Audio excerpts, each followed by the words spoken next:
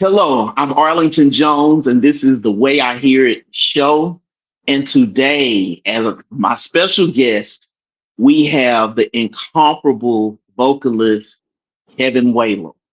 Thank you, Kevin, for being on today. Man, Arlington, as we have an inside joke with each other, anytime Arlington or Hope reach out to me to ask me anything, as they're asking, I say, yep, yes, yes, I am, or yes, I will. I mean, it's a foregone conclusion that I'm going to say yes to anything Arlington wants me to do because I have such reverence, first of all, for him as a man of God and for him as a husband, as a friend, as a musician. My God, you're not just a musician, you're a composer. And I think people need to know that is a deeper step than just being able to read music. And when you can compose, man, you don't really need a sound source. You can just, write it in your head. And that's very, very, very impressive. But man, listen, thank you for asking. I appreciate it. I'm ready for it. I'm interested in it. I can't wait to see what you make out of this series, man. Phil Gaines and Nate Phillips, man, come on. I'm pleased to be within that number of of those kinds of guys, man. Thank you, brother. Oh man, well, thank you, man. Well, you know how my family feels about you. We consider you family, so you part of our family, man. And so we so appreciate you, and I so thank you for doing this. So, man, I want to get right into it.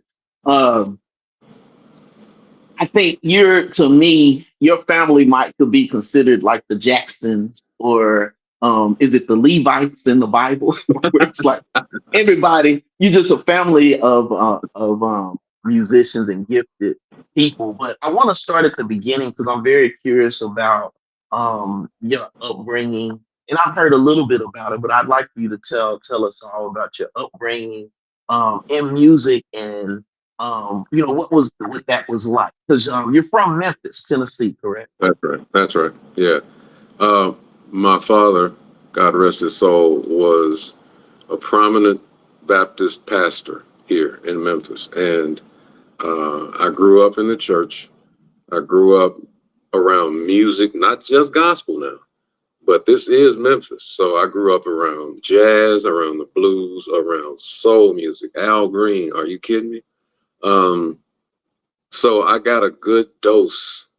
And thank God I had a father who didn't partition music, who didn't say you can only listen to this. And he wasn't that guy. That's how my brother Kirk uh, became so well versed in different styles of music because he was allowed to listen to it.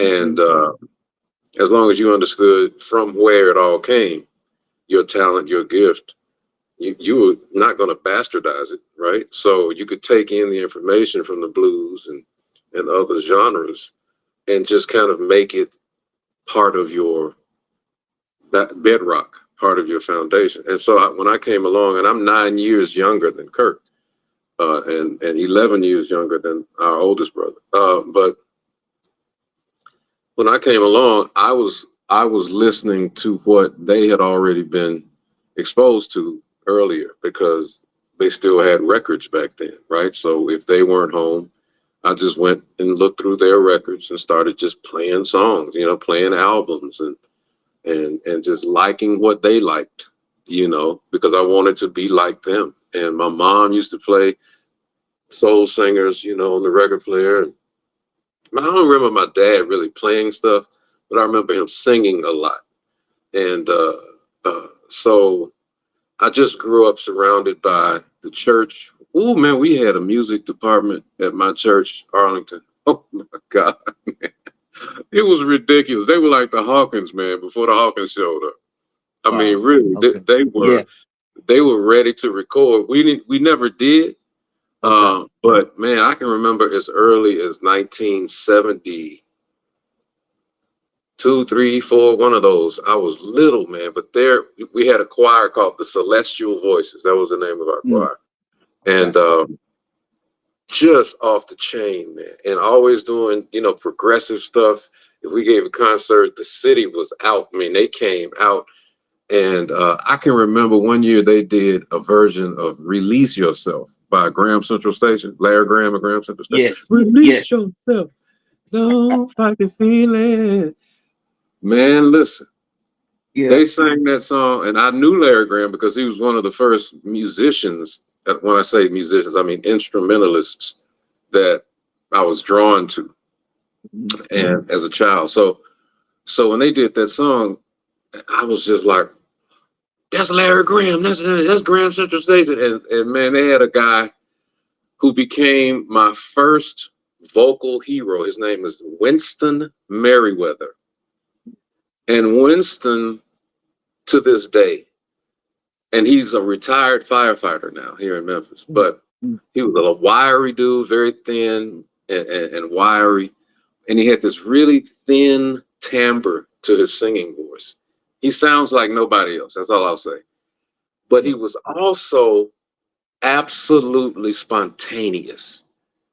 He was spontaneous, Arlington. And every time he would approach the microphone to do a solo, you could tell the energy of the church. It's kind of like the whole church just kind of sat up and went, okay, all right, what is he about to do? Because he didn't know what he was about to do. So, you know, we didn't know what he was about to do. And he didn't know what he was going to sing until it was coming out of his mouth. And it was always tinged with this hip, outside the box, like it didn't have to be gospel. It was like whatever hit him in that millisecond is what he was going to give out.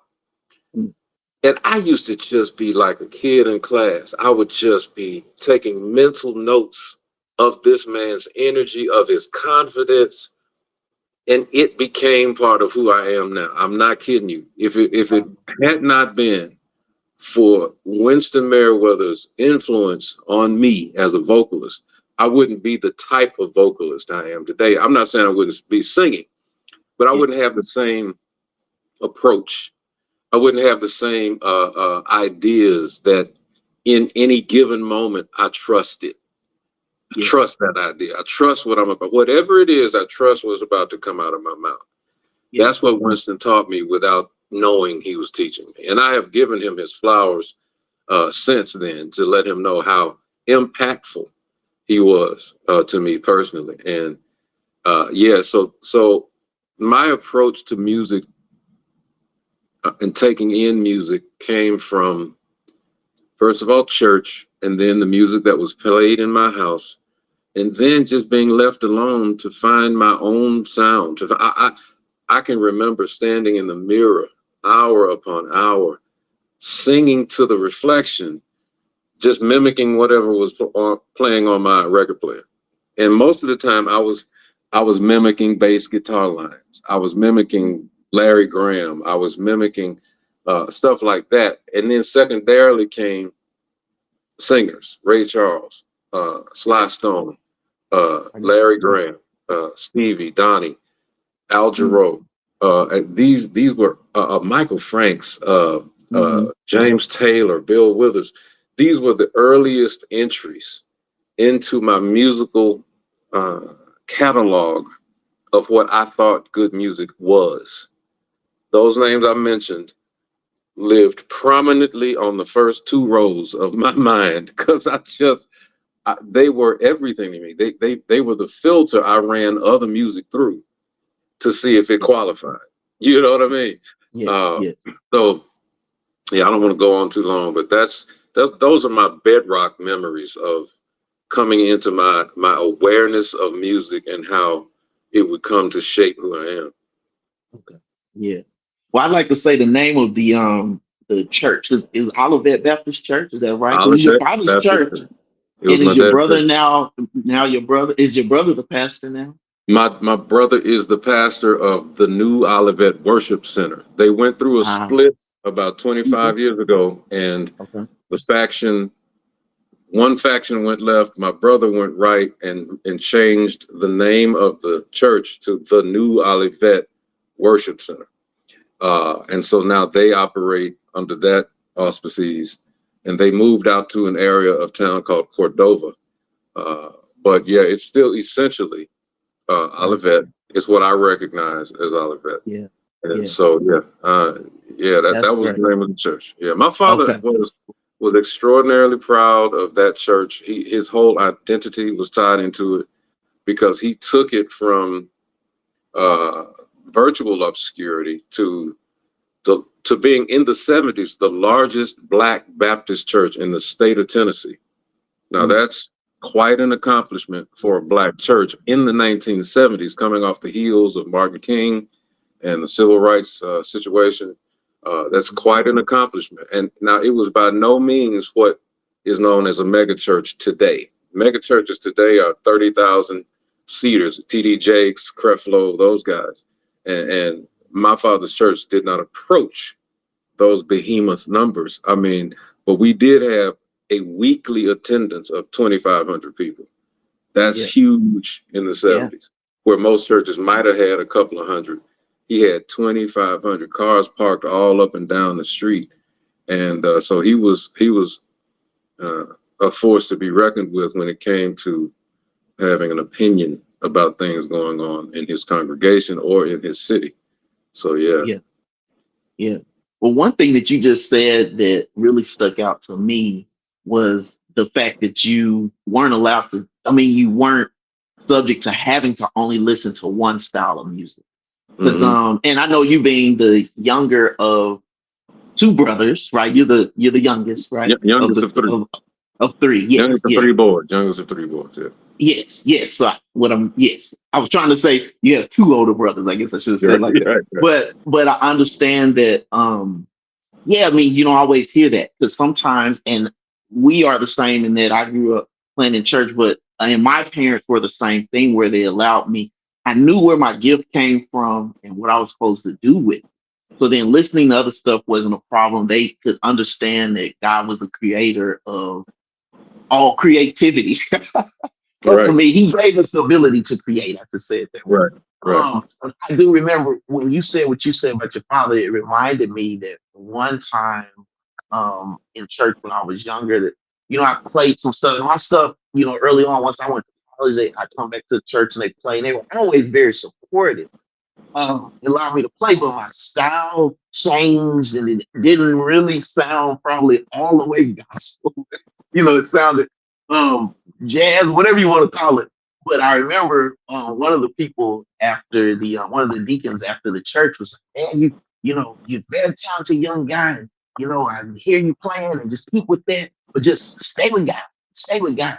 But he was trying to tell me like the sound of what you doing sound like you into something else. In other words, your sound makes me nervous. Yeah, yeah. So the only reason that didn't really really kill me is because at home, like what you were saying, is like, I was free to be able to create That's and right. really kind of be open to that, knowing that I'm doing it for God, but Knowing that.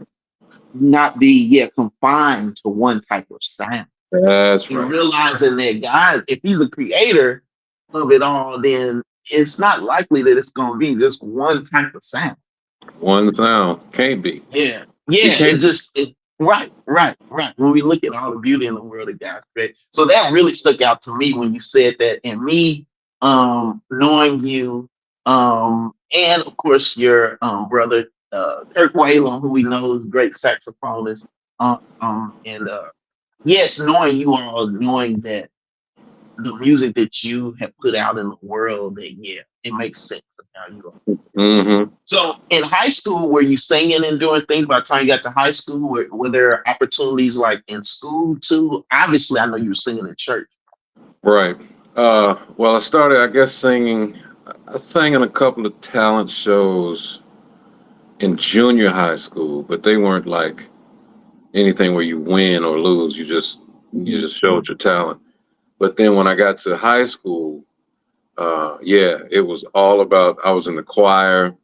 I had an insane music director. She was insane. I hate to say that because there are people on that probably know what I'm talking about, but man, she was something else. She was Ooh, anyway, and so I started to audition for what's called All West Tennessee Chorus, All State Chorus, and that was very important to me to be able to do that because I was in the hood, man. I was at a high school that's embedded in one of the neighborhoods of Memphis that does not have a very good reputation even today. But I was extraordinarily proud of my school and proud of going there because both my brothers had gone. And so uh, I was insistent on being given the opportunity to audition for all West Tennessee. And if you made All West Tennessee, you could audition for All State. So I auditioned for both and I got both. And I wound up being first chair every year. And I was the only person from my school that was in either. And to be first chair was like, that's crazy, you know. So, but I knew that I was interested in it because we got to sing Latin, Russian, you know, we got to sing Negro spirituals and just all, and you hooking up with kids from all other schools in Memphis and then eventually from around the state. And it was just a growing and learning experience for me because I'm reading music, you know, and I'm performing at the highest level for that kind of situation. And I was proud, man. And so it meant a lot to me. I don't even know if they still do it, to be honest with you. Okay. But yeah, you know, I went to Melrose High School, uh, and I did well as far as the music goes. I was a mediocre student because I wasn't interested in being a good student. Had I been, I would have been, but I wasn't.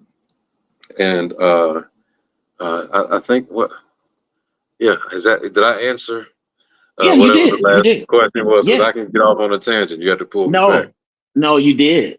So my next thing was then to tell us. So I see what you know were able to accomplish in high school, and then you can tell us about the HBCU that you chose to go to and what you Yeah, did there. I went to Morehouse College. My uncle, my oldest brother, me, and then three nephews Mm, after me went to Morehouse. And my uncle, my father's brother that was just above him, he had three brothers and one sister. But the brother that was right above him in age, his name was Dr. Wendell P. Whalum, and he was the director of the music department at Morehouse and had been the director of the Morehouse College Glee Club. I went in '85, so I think he took over the reins in '48 or mm, 52. And so mm. he had been there for decades before I ever got there. Wow. But he was a walking institution. I mean, a very revered man and around the music community, not just in Atlanta, but choral music and ensembles around the world knew who he was because they sang a lot of his music. To me, he was just Uncle Wendell. Yeah. And so when I got to school, man, I could not wait to join the Glee Club because I had seen Kenneth, my oldest brother, in the Glee Club in 1976. I was 9 years old, and Mm, they came to Memphis as they have a yearly tour that the Glee Club does, spring tour. And one of the perennial stops has been Memphis because of my uncle's hometown. And so, man, they came in there. And if you've never seen the Glee Club in person, I highly recommend going because it is a spectacle to this day oh, to cool. see black men in tuxedos who rush in. We called it dispatch. Who come in with dispatch, which simply means walking, with purpose and Mm, speed. And we're silent, but we've got on tuxedos with tails, and we take our place in the choir stand of whatever church or auditorium we're singing in. And we just come to an abrupt stop. No movement, no yeah. sound. We're just 44 black men standing at attention, orderly, waiting on instruction from our leader. Dude, it's powerful without a note being sung. Yeah. And so Yeah. the audience or the congregation, as it were, would be like, well, as we walking in, as we're dispatching in, they're looking like, oh my God, oh, what is, oh man, and we take our place, and they're like, you know, we haven't sung a note yet. We just standing still, like, Yeah. and it's one of those emotional things. And so when that happened to me the first time, and I'm in the congregation, I'm Yeah. on the front row with my dad and my mom and my uh, cousin or whatever, and they come in, man, and I'm like, I've never seen this. I've never seen all this many black men together in tuxes, and what are they doing? What are they about to do, right?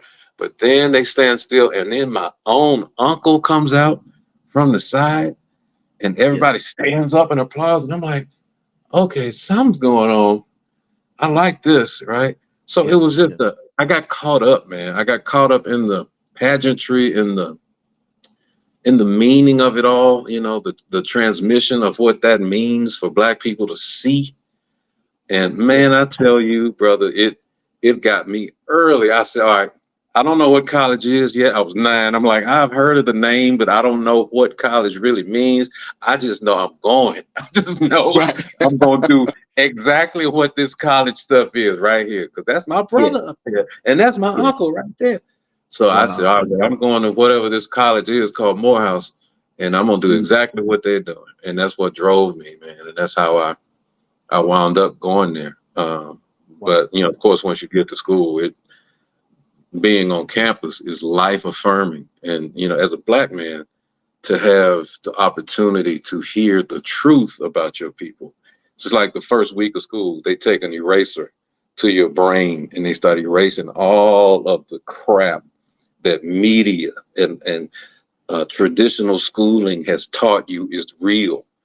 Mm-hmm. And you start to see, oh, I have been given a load of, and so now they're erasing that, and I get to be refilled with self-confidence, self-awareness, self-worth, pride. Oh man, it's like you're a sponge, and Yeah. that's what happens, because I still carry those in my personhood. The lessons that I learned freshman week, freshman year changed me, and they change every young man that comes through there. Yeah. Yeah.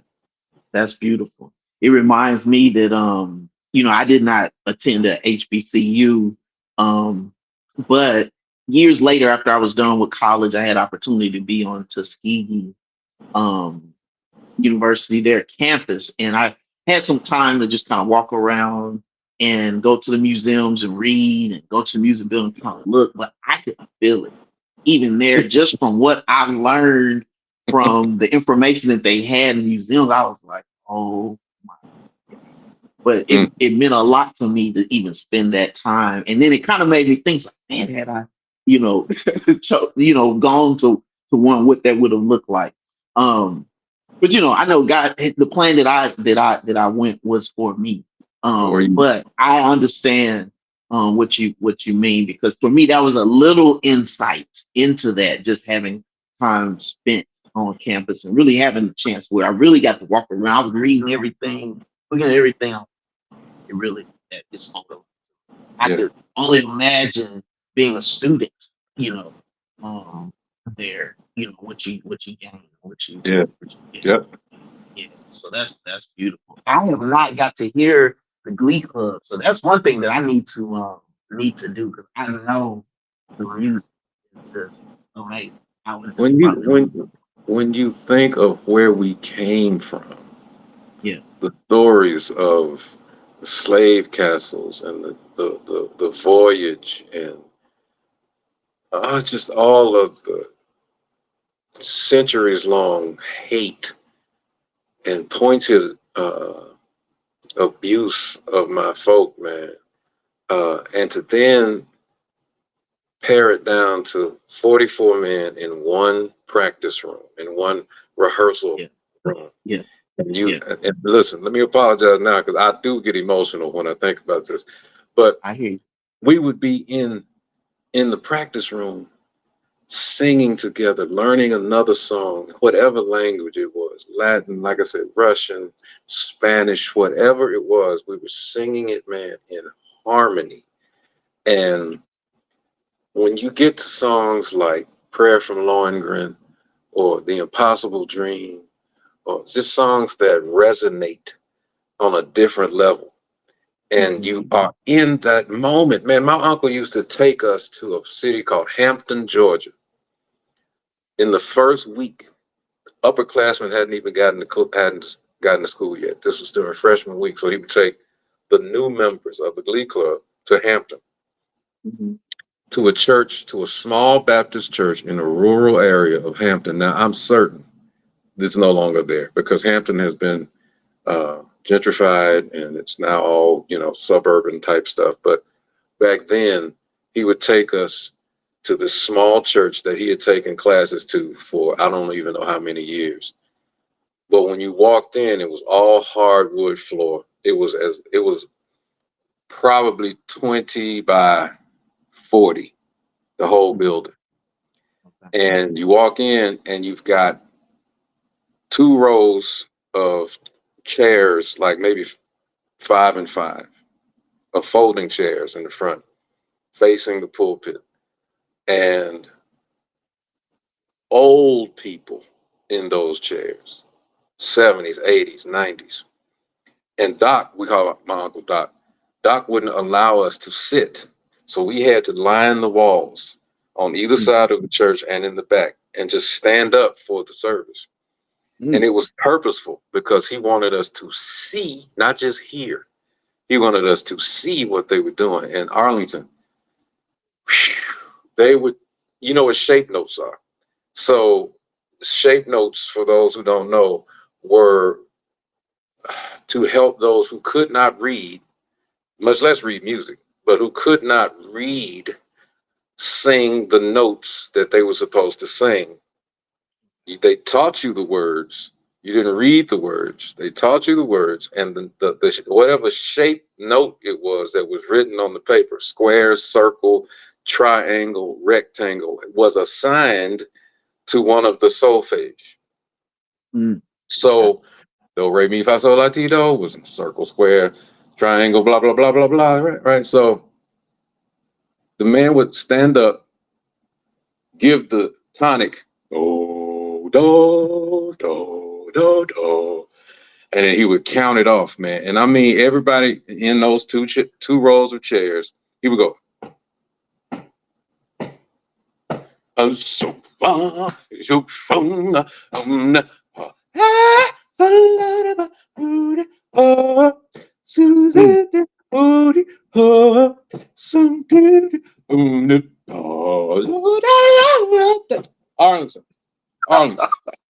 Arlington.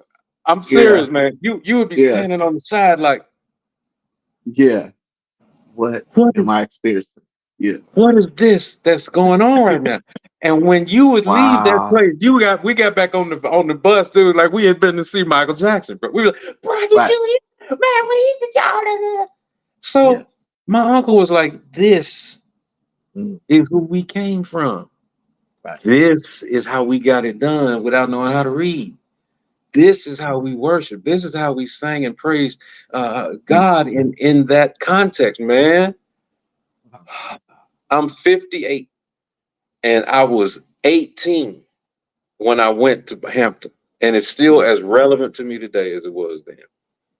It really is, man. Wow. You taught me something because I don't know. I pride myself on the fact that I've probably been in what I thought was every type of church service. But what you just described, I don't know. I didn't even know. That they just teach you the song right then, and then have you sing it and have a way. They probably taught the words before then, but notes, the notes were just on paper as shapes. I got you. So man, I was not familiar with either. I wasn't familiar with that either. Okay, that's amazing. Man. Yeah, I would have loved to hear that too. I could feel it as you gave the example. I could take my mind to this. Oh yeah. Well, you just be walking up and down the aisle shouting like, "Thank you, Jesus." Just messed up. Because at first when you say y'all got to stand the whole service, I'm thinking now, these church services can go on for a bit, but now as you describe what it is, and I can see myself totally immersed in that. But Not I'm even not even caring. worried. Yeah, Not I'm not even, even don't even confident. feel your feet. You don't even Right, feel your right, feet no more. right, right. That's amazing. That's amazing. Uh, Okay. Well, I want to because before we get to some of the other things in your professional career, I want to ask about because I know you play bass or you play bass. When did that start and how did that Larry figure Graham. into the okay. Larry Graham, man, I'm telling you, he was like the first cat instrumentalist that just took my breath away because he was. I had a friend who was my brother's age, right? But when they went to college, when Kenneth and Kirk left for school, Ray Milton stepped in and was the guy who would take me to concerts. Prince, Commodores, Larry Graham, Graham Central Station, Parliament, Bootsy, Shaka Khan, Confunction, um, whoever came through Memphis, Ray would make sure to take me. So it's almost Yeah. like God had assigned people at different stages of my life to take over to show me what I needed to know about Mm, music and about, what it can sound like, what's good music, what's not. And so uh, Larry Graham was probably the one that just because the bass sound in that arena, the Mid South Coliseum, was so huge. It was just and he being the guy who pioneered thumping anyway. Everybody was there to see this dude who nobody else could touch doing this because it was his thing. And so the sound would fill the Coliseum, man. It was the biggest, strongest, most masculine sound I had ever heard. And he's playing on this Fender bass with flat wound strings. They weren't even round wound at that time. And he was just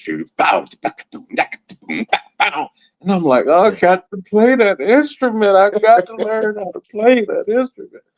Yeah. So yeah, I gravitated, and I still, even when I write songs, I write the bass line first because Yeah. it's what comes to me first. Yeah. Not every single time. Sometimes the melody comes first, but most of the time I get hit with a bass line and the melody comes from that. But so yeah, I do play bass. I don't. I borrowed one recently from Victor Caldwell because I gave mine away for different reasons. But I'm probably close to buying another one for myself, but he's letting me use his for now. A Yamaha, I think. Yes, his is a Yamaha. But I used to play a Fender, and then I played a Citron. Then I kind of really got comfortable with Lakeland basses. Mm. Um, so yeah, I'm probably close to maybe by the end of the year I'll buy a new one for myself, give Victor his back. But yeah, man, I love that instrument, and it just kind of speaks to my personality. It speaks to who I am, what I like, you know. Okay. Yeah. But I don't So play about what on record. age? Okay. Hmm? Okay. Yeah, I was gonna say what age were you when you started bass?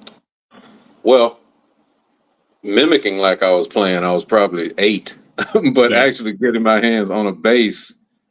Oh, golly, how old was I?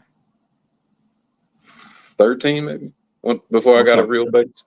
Okay. Yeah, Okay. because I didn't Okay. say I didn't say anything to my folks about wanting a bass until then. So yeah, yep, Okay. about Okay. 13. Okay. Okay. It was funny to me because, once I got to meet you, hearing the tremendous singer that you are, um, when I learned that you played bass, then I was like, it makes sense. Because I always saw you as I kind of likened you to, I see Ella Fitzgerald in that, she's a vocalist, but to me, she's an instrumentalist. And I know all vocalists say I'm an No, instrumentalist. she's So an I'm not, instrument. She's an yes, instrument. that's what Yeah. I'm saying. It's like you take her singing and then her scat solo and put it next to whoever name a sax player, Coltrane Oh, or Cannonball or something. And like it's comparable, like she's right there with it. yeah, So that's what I mean. yeah, yeah, yeah. And I always saw you like that because it's like, of course, you can sing a tremendous vocalist, but it was like the music embodied you so much, and it was you were so. To me, I always the musical experiences with you were always like you're just another instrument, another person in the band, not just somebody singing some lyrics like on top of everything. Yeah, I appreciate that And so because you that, like so in you yeah, know yeah yeah it matters to me that it comes across that way because Kirk always said when he plays, he wants to play like a singer would sing, yes right? yeah And so I'm just like the opposite. I'm like I want to sing like a bass player would play or like a pianist would play. You know, yeah I want to be that kind of fluid. I want to have that type of fluidity in what yeah I do. I don't like to be beholden to constructs, rigid constructs. I'll do it because there mhm, is a place and time for you to be right on the beat, the note, the length of the note, the timbre of the note, you know, the volume, velocity. But then there are times when I need to say something that ain't being said within the grid and yeah within the notes on the sheet, and I got to be free to express that, or else it's a squelching environment, performance for me, and I would yeah rather that not be the case. yeah yeah yeah. So I love you for that because you yeah, you're all that. You've been all that. Thank you, I bro. guess I should go ahead and say now then that I was gonna save it, but I'll say it now that Hope, like even with my own music, Hope has told me she's like, Kevin is your voice. Like she's the one that hears the songs here. Wow. I might be trying to sing them, or it might just be a vocal leads or whatever. Um, but yes, you were the one person that I met where you know how you meet we've met a lot of musicians through life. Um, but then sometimes you meet another musician and like musically you just connect. It's like you don't even have to, we haven't talked about it verbally, but it's just like when you come together to make music, it's like it just works. And it's like you're not even trying hard at it. It's like they know exactly where you're trying to go and y'all go there together. So Dude, you have always been that, even for wow. me. And like Hope had said that at one point. She's like, Kevin is really your voice. And I was like, you right about you were right about that. You were very right about that. You know. Listen, that you probably don't know, but that's one of the better compliments I have ever received, bro. I mean that, man. Listen, that means a lot to me because, as you know, I think you are not from Earth. And when you begin doing what you do, I just see God in it, man. And if anybody watching has ever seen Arlington really stretch out in the context of a full band and he's taking a solo, then you'll know you know what I mean. He starts here, foundation, and it's very clear, it's very strong, it's very concise. But then he starts to put the drywall on the walls, on the framing, and he starts to paint the drywall, and then he starts to put in the sconces, and then he starts to hang the pictures. And by the time he's hanging the pictures, he is hopping up and down on that throne, and he is banging out some of the most ridiculous solos you have ever heard. And it just, I watch him every single time take it as seriously as he took it 50 times ago. And it's like, this is what I am about. This is how I go about this process. I build it. I build it. I don't want to start here. I want to start here. And I want to grow it and take you with me. And so we're all hanging pictures at the end of this solo, you know, and that is just to me, Arlington, man. I have told you to your face and I've said it behind your back that you are one of the most entertaining, authentic, uh, not just pianists, but musicians that I have ever heard. It just all of your records take me out because I have them, and I'll play "God Rest You Merry Gentlemen" in the middle of July because it just takes me out, man. And I'm and that song is as sedate and calm and non-intrusive. It doesn't have a lot of competition sonically. It's not a bunch of musicians playing licks and stuff. It's the song, and it is your presentation of the song and the chordal structure. Dude, as God is my witness, it just wears me out. But that's not the only song. It's like, your gospel stuff and King David.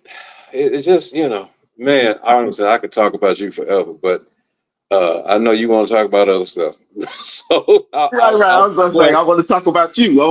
But I do appreciate that, man. The funny thing is when I hear that, I'm like, that's exactly the same how I feel, about you. So I know we know that the feeling is mutual, and so I don't take that for granted, though. I really, yeah, really appreciate you saying. absolutely. So with that, then let's talk about your records. I So we have Timetable, One Life to Love, Kevin Whalum Live, Organic Music. Is that right? Right. And And you've so, got I Live for You. oh yes, That it was is in here. between. That's Yeah. before. Yes. So okay. So I'm looking at notes and still missed it. Timetable, One Life to Love, I Live for You, and then Kevin Whalum Live again. Yeah. So Mhm. I wanted to go back. Timetable being the first one around 2002, I believe. Yeah. Top Um, of I 2002. okay. I actually do have the CD in there. I have to look. I didn't pull it out, but I'm sure that Was I was probably that had you you that bought sign it that? or whatever. I'm sure. Was that I you know that I'm bought not. that CD? No, I'm not the only one, but man, it was. I was so excited. Because at that point, I knew you. I'd already like just loved everything about what you did, everything. And so in preparation for this interview, I thought, well, let me go through and just kind of, name some of them, like, my favorite one. That became very difficult because as I'm going through and reminding myself, just of them. But for Timetable, I was gonna say I love her just the way I am. I love the whole album, so I don't want it to sound like it's just those. Too much TV. Um, that one hit me. One it was just it's just an interlude, classical idea. But Classical then I was idea. like, oh, I love that. And I should say that even with Timetable, I love the fact that you have these, you're kind of telling your story. I know we're doing that today, but you kind of get a good idea of your story. You're kind of telling people some things about your life in between, the songs, the interludes, which I thought was really, really great. They also had It Ain't Worth It. Yeah. That one I admit that I didn't um, uh, uh, remember at first, but because you're such a storyteller, I should say. I had Can I See You Again, but that was another, it's like a storyteller. You like all your songs, like they taking you somewhere. So musically it's killing, but then it's also you're listening, see where you're going with it. So the one, It Ain't Worth It. I'll let you, tell us whatever you want to say about it. But when I got to the end of it, I was like, oh my God. Now I got a lot. Now I What just got happened? Yeah, I was like, what just happened? And I never get that. I don't know from music. Like, I listen to music. Oh, that's my jam. I love it. But like, and it is all of that. But even more, I was like, oh my God, what just happened? Well, first of all, and don't let me get off on a tangent. Keep me geared to what you just asked me. But that whole record was done. It was me and Rod McGaha. Rod McGaha, for those of you who don't know, is a trumpet player, virtuoso, and we were both living in Nashville at the time. And Rod and I met, and I had just moved to Nashville from Chicago, which is his hometown. So we kind of made a connection early, and just really got into each other's lives and music and whatnot. And he I said, look, man, I want to put a record out. I just don't have any money. He said, well, come on, man, we'll just do it in my studio. And so I would go to his studio every day, and I would pay him in Jersey Mike sub sandwiches. That was my payment to him every day, was to bring him a sub. And man, it was so organic, dude. Now I'll be honest, Rod said, because you don't have any money, I'll just do the mix on it. I'll do the mix on it and get it the best way I can get it. You know, he would be like, I ain't no engineer, but you know, I think I can do a decent enough job to get this record out. I was like, okay. Yeah. And so he mixed it and everything, man. And it can sound like a demo on certain songs, you know, just because the levels were, you know, what they were. But it wasn't about perfection. It was about earnestly trying to get these sounds out of my head, get these songs out of my life, out of my heart, I mean.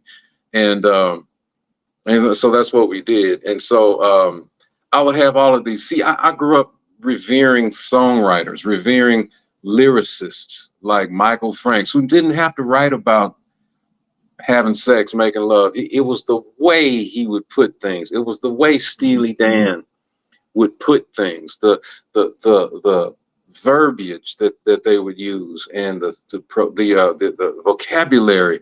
Everything was just really, really good. Sting was another one that I found to be just immensely talented at arranging lyrics. And so I gravitated toward writing outside the box themes that, you know, are real themes, but they're not about making love. They're not about whatever. They're about a story that needs to be told. So that song, first of all, it's not true. It's not a true story. All right, I'm writing it. It's fictional, but it's compelling, I think. Right. So most definitely. Yeah. So I won't give it away, but it is about a man who has tried to squelch this attraction that he has for some woman, and it's not his wife. And he goes about trying and trying and trying for however long until he can't take it anymore. And he just convinces himself, man, just this one time, just this one time, ain't nobody gonna know. I mean, I'll arrange it so that we are away from prying eyes, and I just got to get this monkey off my back. This woman is all in my brain, and I can't shake it, and blah blah blah. Well, the story is quite compelling, as Arlington will attest. So you really are listening, and each verse is kind of taking you deeper and pulling you deeper into what this dude is dealing with. And just when he thinks, here we go, here we go, here we go, something happens. There is no way out of other than to do the right thing. You got to do the right thing. And he does the right thing, but the consequence of doing the right thing after trying to do the wrong thing is how the song ends. And that's the part that Arlington is just like, oh my God. I mean, because the brother was he was certain that he was going to get away with what he was trying to get away with. And well, he wasn't able to get away with it. So the song is called It Ain't Worth It for a reason. Yeah. And it just came to me like you pretty much, it's a movie in 3-4 minutes. The song, you wrote a movie in the form of a song in 3 or 4 minutes, because it had that same, like, I'm a musician. I admit I don't know the words to everything or remember all the lyrics, or sometimes I'm listening to other stuff, but by the end of this, it captured me, and I'm listening to what you're saying and going through, and then by the end, I was like, what? Oh my God. But it had that same feeling like if you watch this movie or something, which I think is really great, really brilliant.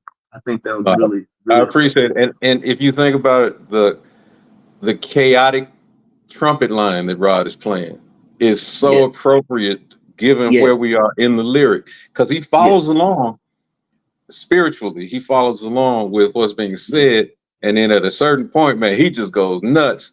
And it's like, well, he's supposed to go nuts right here, because that's what just happened. So Yeah. Yeah, Yeah. man. I told you, man, I haven't heard that song in about 15 years, but you gonna make me go listen to it because I haven't heard it, Man, man. yes, yes. I was all over that. And I have to say shout out to Ryan. He was saying he mixed it. I appreciate because I don't like to listen to things on headphones. So I can really kind of hear all the subtleties and all of the things that you might just place. So like the panning and different things, like some of your interludes, like it felt like you're speaking here, and then it's like then you move to the other side and speak. So I'm just letting you all know I've heard all of that and appreciate that, and just Thank realize you. the love that went in to even making it. Because I know what it is to have to start from the beginning and may not have anything to start with. Nope. Naturally or whatever, and then getting it completed. So I felt that love. Yeah, man. It remains one of my favorite projects, man. When I say one of my favorite projects, I mean that I produced in that. But Yes, yeah, as far as like my favorite project that I've ever been a part of, now that's Kirk's Romance Language. okay, okay, Kirk's Romance Language for me. I mean, and I'm not bragging on it because I just was a conduit, but man, the songs, the mix, everything about that record is pristine. I mean, it's just clean. It's unencumbered. It is about the song. It's not about any particular, voice or instrument. It is about the song. And I'm telling you, I think the mix of that record should have been Grammy nominated because it mm, was and remains just, oh my God, man. We were tipping our hat to that great romance, that ballad record that Coltrane and Hartman did. okay, And then yes, we kind of yes, updated it with, fresher sound, and a few more songs that were original, to the yes. original six. And man, my late uncle was on there, Peanuts, Uncle Yes, HD. yes. Yeah, Peanuts was on there, and we got a chance to just go in the studio, man. Me, Kirk, my uncle, and Kirk's band, and we just released it, man. We let it go, and it remains one of my absolute. It is my favorite record that I've ever been a part of. Wow. Uh, Okay. I didn't write anything on it, of course, but man, just being in the mix and being in the room for something that beautiful, I'll Yeah. take it. Yes. Yeah. Yeah. Well, that says a lot because out of all the things that you've been a part of, sometimes it's hard to name, one. I think that's one. Okay. Yeah. Well, Yep. let's before because there's some things I want to say about the collaboration between you and Kurt. Let's go to your second record. So the second one was produced by George Duke and Rex Rideout. Yep. One Life to Love, Yep. Yep. 2008. About 2008, 2008. Okay. Okay. recorded in mostly in 2007 and released in 2008. Yeah. Yeah. Yeah. Which I think is Um, a great. Once you told me George was a part of it, I'm like the master, the part of it. Who him being, I consider he and his wife a mentor to me and Hope. But I knew then I was like, oh, I can't wait to what this is gonna be with Kevin. and it was so much fun. He George, I think about literally every single day. I'm not being hyperbolic, Arlington. I think about that gentleman every day. And for me, he was such a surprise. It was such a surprise that I wound up calling him my friend and brother, man. After growing Yeah. up, just looking at him as a young kid, and his music was now Reach For It and Dookie Stick. And Yeah. now he's sitting in my house and we watching TV, or I'm sitting in his Yes. studio and we laughing and cracking up. That kind of Yeah. that kind of happening, man, is mind blowing, right? So I was Yeah. very, very aware of who he really is and was, and Yeah. um, and for him to just call me up sometimes, what you doing, man? Everybody Yeah. talking about Kevin. What do you say? Everybody talking about Kevin ain't going. Just stuff, silly stuff like that. Every time we would finish a show or something, he would go, "Well, we were there." Yes, I You was know? gonna say that was one of I heard him say that a lot. Yeah. Well, we were there. Well, we were there. But man, Before we started, he'd be like, it ain't gonna hurt long. Come on, it ain't Arlington, it gonna hurt ain't gonna long. hurt It real ain't gonna long. hurt long. And then And after, listen, well, listen, man, and don't let Corrine be in the mix because she gonna tighten everything up, everything and everybody. And he would call yeah, her Corine. He never said Corine. He said Corine. Corine. Boy, I love those people, man. I loved yes, them as a unit. I yes, loved them, man, and they loved each other, man. And you know, he shared some things with me, man, that I'll take to my grave. But he just, you know, he would talk to me as a brother, man, and as a brother who had been through some stuff. yeah, And God knows he had been through some stuff. And yeah, he would share things with me and give me words of advice that would make me just go, huh, okay. I mean, just that kind of revelation to me, right? yeah. And I when I had a chance to work with him and have him produce me, man, you could not calm me down. You just couldn't. I was Yeah, as amped as an amplifier. And yeah, to have, you know, I remember the first day you know, I had been flown out there. I was in a hotel near his house, and he lived in the Hollywood Hills, and he would come and pick me up from the hotel, which was right near the Hollywood Bowl, and he picked me up in his Benz, right, and take me around the corner, up the hill, around the curve, into his driveway, and the studio was the first door you went into, and uh, so, and he wouldn't come down. He wasn't gonna start earlier, like 8, 9 o'clock. 11 o'clock was about his start time, yeah, and so I went in there and sat down in this little cubby hole where he sat and worked, and he said, "All right, what you hearing?" And mm, I'm like, "Man, you George Duke. Whatever you play, I'll sing to, right?" He said, "No, man, this is your record. What are you hearing?" yeah, And I calmed down and I started singing these melodies I had in my head. yeah. And next thing you know, and then I told him before we wrote one particular song, I said, "George, I want my own no rhyme, no reason." He Mm, said, yes, "Oh," he said, yes. "Okay." So if you listen to a song called Why, Why?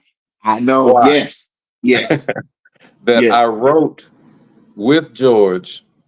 So when he started playing, he intentionally included chord progressions that tipped his hat to No Rhyme, No Reason. So he right. wanted to pull the listener's ear in to remind them of No Rhyme, No Reason because this song was going to be its cousin. Yes. So I wrote the lyric in maybe 30 minutes from top to Wow. bottom Okay. Okay. because I had Lynn Fitmont's voice in my head as I wrote it. I wrote it for her to sing. Wow. And Okay. as I was writing my part, I would think about how she would come in and I would Yeah. write that. Yeah. By the time we finished, man, I was like I do, man, just like, oh boy, what Yeah. have I done? Here we go, you know. And Yeah. Lynn came and put that lead on that thing. Boy, let me tell you something. Lynn Fitmont's voice has a built-in pleading mechanism. It's like she's begging when she sings. You can almost hear it, man.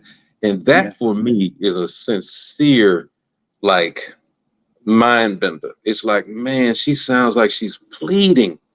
Yeah. And so I wrote the lyric with a pleading sense to it because the Yeah. story, both of them are kind of like heartbroken. But now that this new opportunity has arisen, she's the one who's pleading because she's the one that jacked it up the first time. Hmm. So she Yeah. owns the fact that she was the one. Now we know how rare it is for a female to accept responsibility for the wrong in any relationship. I'm just putting that out there because it's true. Well, she accepted it and Yeah. then began to work on me through her acceptance of it. See, I admit I was wrong. But because I'm admitting it, I need to show you the new me, the real me, and I want you back. And Yeah. dude is like, okay, all right, things have changed, but I gotta listen to what you're talking about because you still the one. Yeah. So the title Why is indicative of him asking God, why now? Why did you let this go on and now why did you let this situation return and now I got to figure out what to do. But I try to write things that are compelling, man. I try to write things that people deal with but don't talk about. And so it's kind of on that level, man. And so being with George in the studio, that was just one of the highlights. One of the other highlights was having Oscar Seaton play on the record because Oscar had been my drummer in my years in Chicago, and George had not met Oscar yet and had not heard it. So I introduced Oscar and George, and Oscar wound up playing with George quite some time after that. Because George was like, yeah, he can play. I was like, I told you. I got Alex Al on that record, Paul Jackson Jr., Patrick Stewart. No, Michael Stewart. Patrick Stewart is what I mean to say. Lynn Fitmont. Somebody else. I can't remember. Yeah, I can. Because Rex all had of them. Yeah, Daryl Crooks, Mike White. Okay, I know Daryl. Melvin Lee Davis. Oh yeah, Melvin. Yeah, man. That whole there he record. is. Heavy hitters, the Cats. Yeah, Everybody come in, laying smoke. Yep. But you can feel it. Well, I cracked up because why you answered all my questions. When I had why down as one, because I made a list for this song, for this album too. Why is on the list, and I was thinking, how you all came to that. Because it speaks to like what you know about George, signature George, with the collaboration of you on it and your storytelling and everything. I was like, man, how this came about. So I appreciate you sharing that with us. Yeah, I just told him I wanted my own version. I wanted my version of why of No Rhyme No Reason. So what I like to tell people to do is line them up, listen to No Rhyme No Reason first, and listen to what he's saying.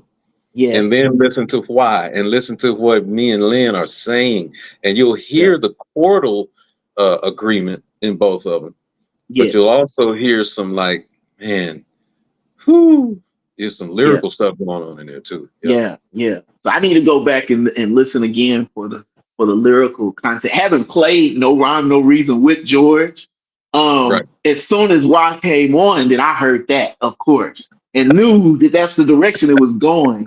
But it made me very curious about the story. Yep. I had two. I actually have three. I had Enough written down. I had Enough. I think you and John Stoddard. Yes. Yeah. Okay. Yeah. Okay. I love that people that musically, if you don't know anything about music, then you might not make sense. I was gonna say it's in 5, but it feels so good. It doesn't even. You don't even like. You wouldn't probably think about it. No, you don't even think about it that it's in 5, unless you, like you said, you are musically inclined and you know time signatures. You don't know that it's in 5, but it is. Yes, it's in 5. But masterfully done because the way it feels, because 5 feels like 5. 5 is 5. That's right. You all did it in a way. It's grooving, it's funky, but it feels good. It just lays there. And like you said, if you don't really think about it, you wouldn't probably realize. Right. Now Rex Rideout produced it. Rex produced it, but John wrote it. Okay. Well, everybody involved, that one really hit me. I wrote the lyric because I have to have some part of the song that I record. So I wrote the lyric, John wrote the music, and Rex produced it. Yeah. Okay. Yeah, that's I like that. I'm in Love was another one, and then Soft and Tenderly. As well. Yeah. Which I know that spoke to all of. Yeah, go ahead. The Softly and Tenderly was on there. I had finished the record, and then my father passed away. And so I knew that how much he loved that song.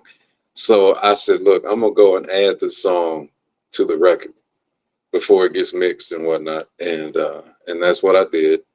He died on October 22nd, 2007. And so I went in and recorded that like a week after he died. And it was very difficult to sing.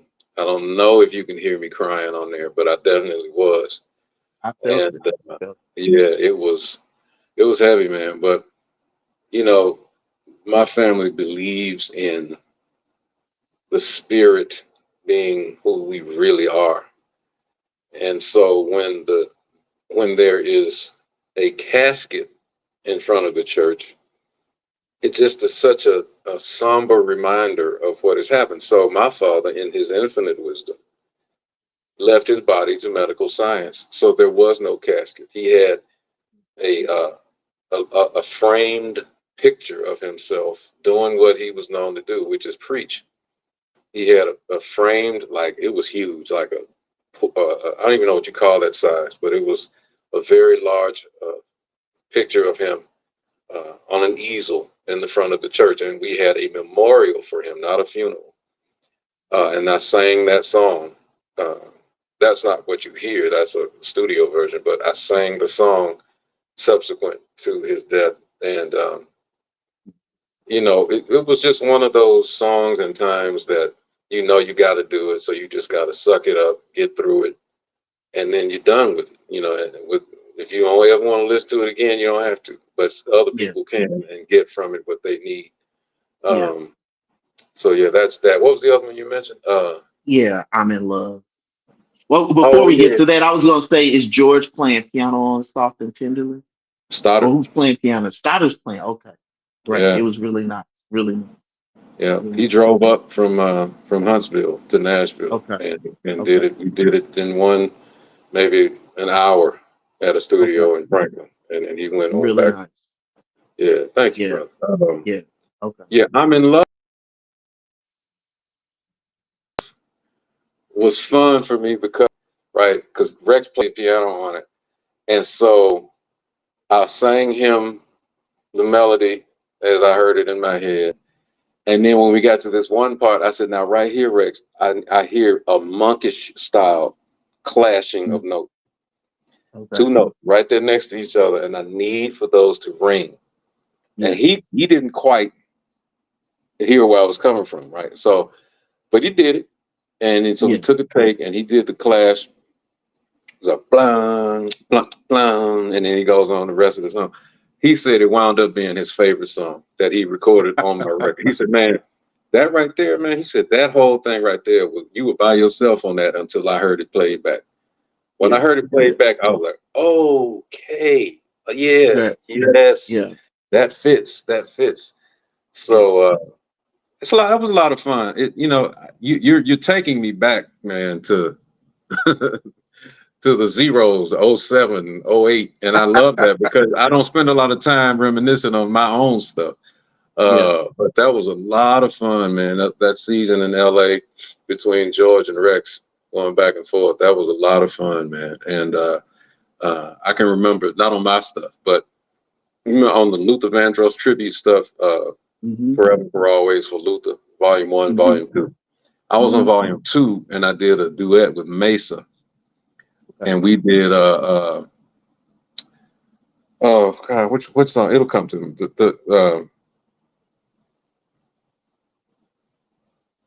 Uh no shoot, it'll come to me. But it was one of Luther's duets, I think it was. And maybe the one between he and Greg Hines. Okay. What was I'm that one trying to called? think. Yeah, I'm trying to think the name of it. No, nobody. It's I'm drawing a blank like a anyway. Uh but Maysa and I had not met before we sang on this track deal. You know how you do it, you know, Yeah. files and so I sang mine first. She's of course in Baltimore. I was in LA, and we didn't even talk on the phone. I just laid the track that Rex told me to sing to. I did my part, and then she put hers on. I don't know, a week or two later, And man, I enjoyed listening to her. And we have since worked together. Matter of fact, we might be working together very, very, very soon. And I mean like this year. Okay. Okay. But Maysa is just phenomenal, man. Her timbre, her spirit, she's so real. She's such a real person, man. And I love being around people like that. But yeah, that was fun too. But back to I'm in Love. That song was so hip, man, because I don't think I remember hearing anything close to it on the radio when we recorded it. And that's kind of always a good thing to me, is to be doing something you haven't heard anybody else doing, you know. Yeah. Yeah. Kind of And I like think that's God Rest You probably Merry Gentlemen. Nobody. I hear. Yeah. Well, we probably think on the same lines with that. So that's probably also why it stuck out to me. I said, yeah, it connected with me too. Mhm. So then I guess we go to 2016 is I Live for You. Mm-hmm. And the ones I wrote down, Somebody Somewhere, I Live for You, and then Strong. Yeah, let's start with that one. Okay. So the reason I did the record, first of all, it had been 8 years since I put out a record, right? So a buddy of mine, or I have a woman that is a very close friend of mine. She's been like a sister to me since we were in college. We met freshman week. I was at Morehouse. She was at Spelman. Her name is Charlisa. Everybody calls her Charlie. So Charlie and I became brother and sister in 1985. And just, I mean, never a romantic thing. Always just two silly people drawn together, hanging out, trusting each other, sharing, all that kind of stuff. So when she met her husband, the guy who would become her husband, she told him, she said, now I got a best friend. He ain't going nowhere. He's not a threat to you. You know, he's going to be here, you know, forever. And so I did the same thing before I got married. But ultimately, you know, they got married, they had kids, and then he got sick. He got cancer. And he passed away at 49 in 2015. And she was, of course, just, you know, they had two young boys at the time. And when he passed, and I told her that I needed to do a new record. And she immediately said, write me a song. And I said, oh, okay, I think I can do that. And so, man, I wrote that whole record, not just that song, which the song I'm speaking of is Strong, the one that you mentioned. Yes. I wrote Strong for Charlie. But I wrote that whole record in a week. I wrote that whole record in a week. And I said, I got my crew in Nashville, my musical crew, to commit 2 days to me. The following week, I said, y'all give me 2 days of being in the studio, and I got you. And everybody said, cool. We went in there for 2 nights in a row, pounded out those songs. And that's what the result is, that record, I Live for You, which was my attempt at being my first gospel jazz record.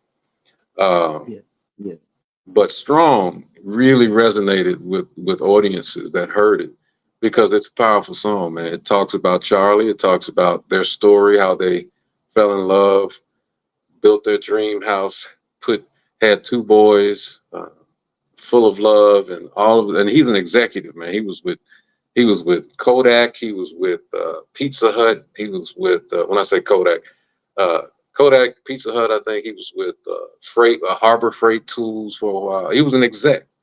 So for him to be hit with stage 4 cancer, man, out of the blue, it took us all out for a ride, and he fought it as long as he could, and he finally passed away, man. And the story of her soldiering on in spite of her pain, her sadness, her loneliness.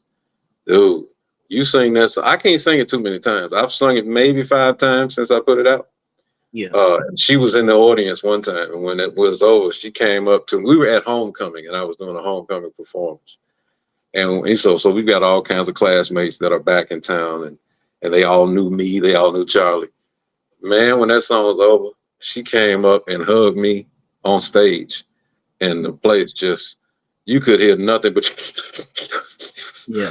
Yeah. you know, this is one of those moments, right? So, but it's a powerful song. I say that knowing I had nothing to do with writing it. I simply prayed, Lord, write this song for me, right? And it came through me. So, yeah. But what were the other two you mentioned, bro? Yeah, Somebody Somewhere and I Live for Somebody You. Somewhere. Yeah. And what was the, I feel for you. I live for you. I Okay, Live for so You. Yeah. Somebody Somewhere, Michael Rapole who used to be Kirk's regular touring guitarist. And we'd be in airport after airport just waiting for flights, right? So one time he pulled out his guitar, and as we were killing time, he just started playing this groove. And I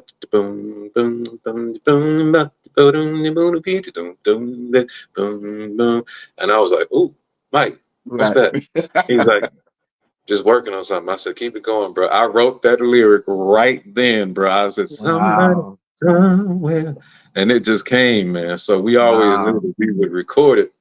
And then Yeah. when the opportunity came up, I let him know I was going to record it. He was like, "Cool." Uh, but that's how that song came about, and it became, you know, a pretty regular rotation when Kirk would I would tour with Yeah. Kirk. Yeah. So, and I Live for You. I just wanted something Latin. I wanted to write a Latin kind of vibe, Yeah. and I thought it would be nice, given the. And I say this respectfully because I couldn't do any better if I were in a Latin-speaking country.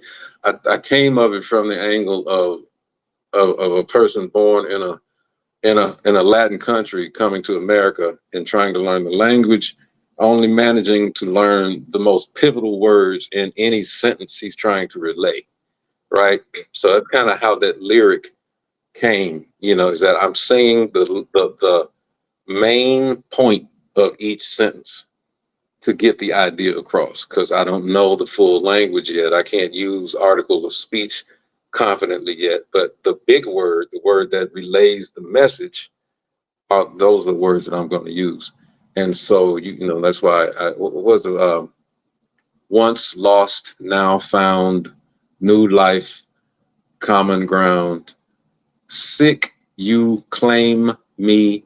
Hell, I know. See, I live for you. Right. So I Yeah. put it in that kind of context, Mhm. so that the layperson could at least know what I was talking about. You know. Yeah. Yeah. Yeah. But that Yeah. was what that song was about. The musicians on that record were all Nashville based. Marcus Finney, uh, Hinky Hamilton, Teron Hamilton, uh, Tim Hamilton, the Hamilton brothers, as it were. Pat Bergeron on guitar, Josh Lutz on guitar. Uh, Forgive me if I forget somebody else that was on there, but that was the main crew. Like I said, we only had 2 days, and I had Yeah. Kim Mott, Kim Fleming. These are like the perennial background session singers in Nashville. Um, but yeah, I mean, so they all just on the friend tip just came in 2 nights in a row and helped Yeah. me grind this thing out, man. Yeah. Yeah. Yeah. Yeah. Well, I love it, man. Well, I'm saying so I'm with you. Certain artists, whatever they have, you're gonna get it. And so you already know with us, that's really what it is.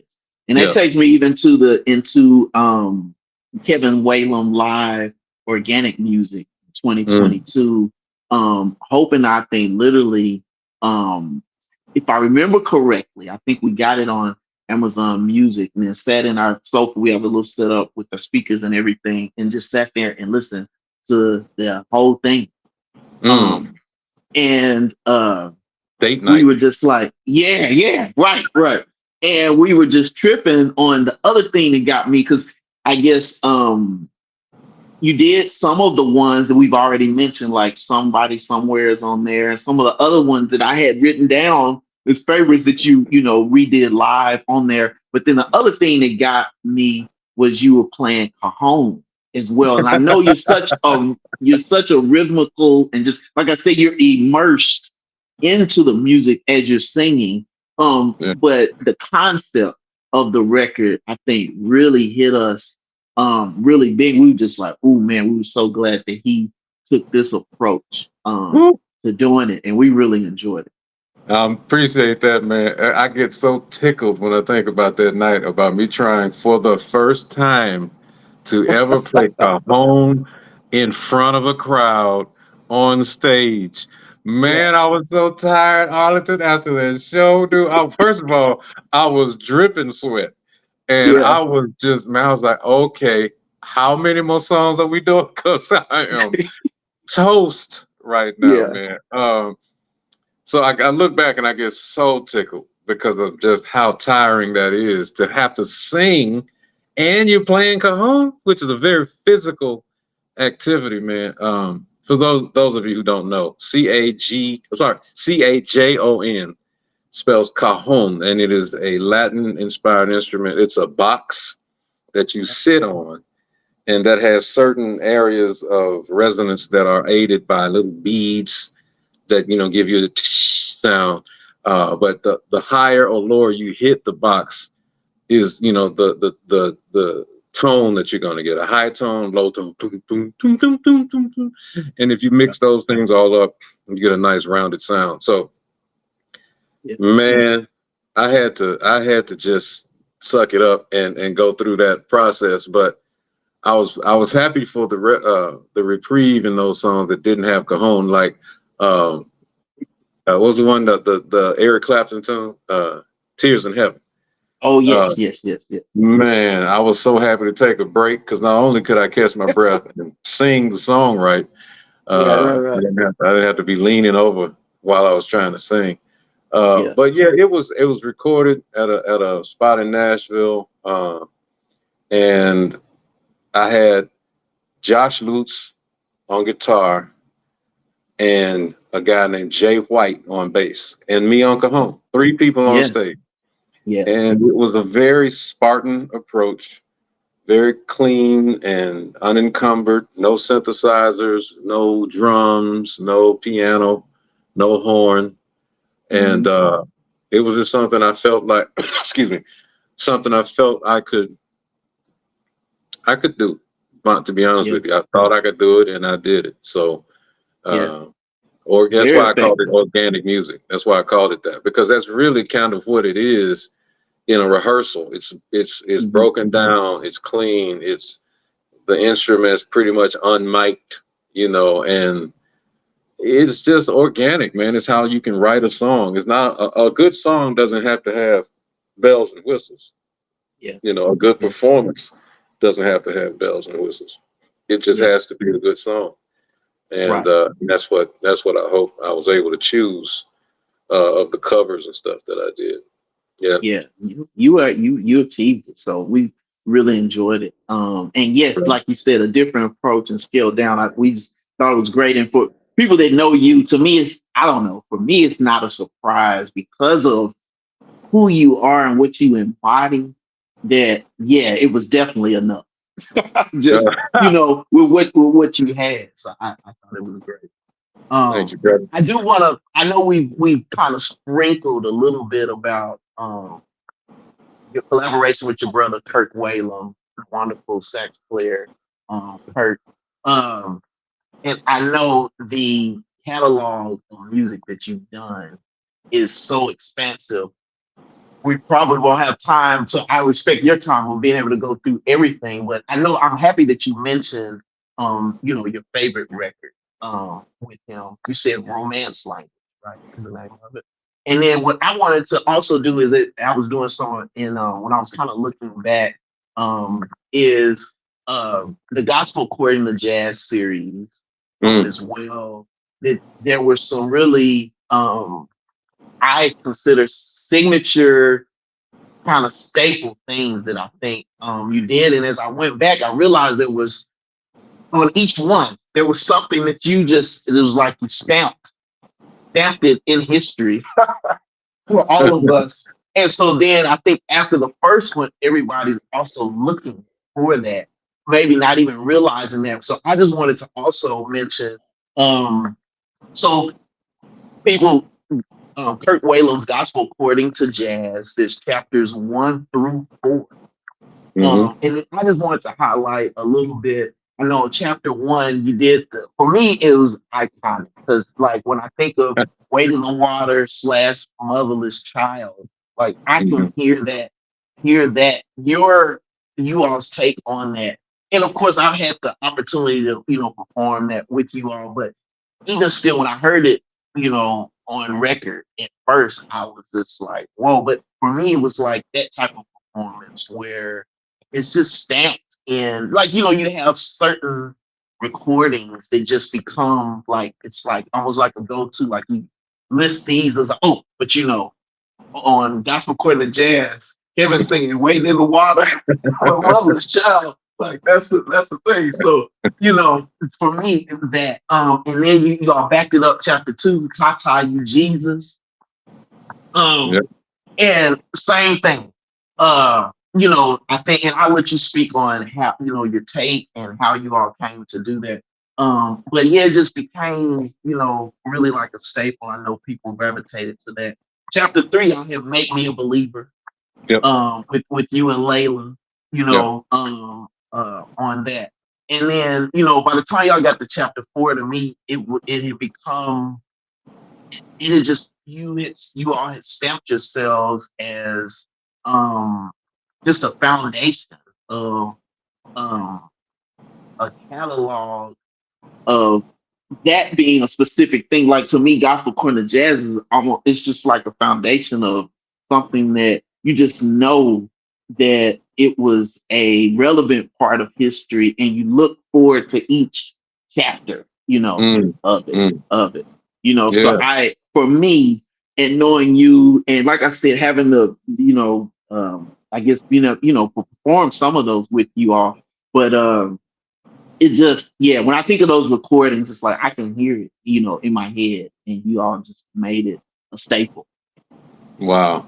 Look, man, I appreciate that. I do. Kirk, on the first version, chapter 1, he just came to me and asked me, what songs do you hear that you can that come from the secular realm, but that you can spin and make it gospel? And Mhm. so for each record subsequent to that one, he gave me the responsibility of finding the song or songs that I wanted to flip. Okay. And so I said on that first record, I said, uh, Wade in the Water and Motherless Child. And I said it should be a duet. It should be a medley, I mean. Okay. And so I wrote the lyric in a way that those lyrics were pretty much straight to form. They are what they were, but we made the performance of them stand out a little differently, Yeah. so as we linked the two together. And then the one subsequent to that one, Tata You Jesus, and that was Tata You Baby. That was and Mhm. Tata meant something completely different than it means on the gospel record. So, but he would Yeah. always come to me and say, "Look, man, I need your song submission. What is it that you want to do?" And flip, and I would Yeah. give it its due diligence, and that's it. Tata, Jesus, Tata, you baby. He said, "Oh, okay." And then on Yeah. So I chapter should 3, say, I'll just stop you real quick. I'll just say, so people understand it. Yeah, the original was Johnny Guitar Watson Johnny song. Guitar got some Tata, you Really baby. from, yeah, Tata You Baby. Yes, Yep, yes, from the yep. 70s. Well, From yes, the I set. thought it was very, very, yeah, genius way of take of looking at it. Yeah. So I'll let you continue. Yes. Yeah. So at chapter 3, Uh-huh. uh, I heard I remember the moment I thought of this idea.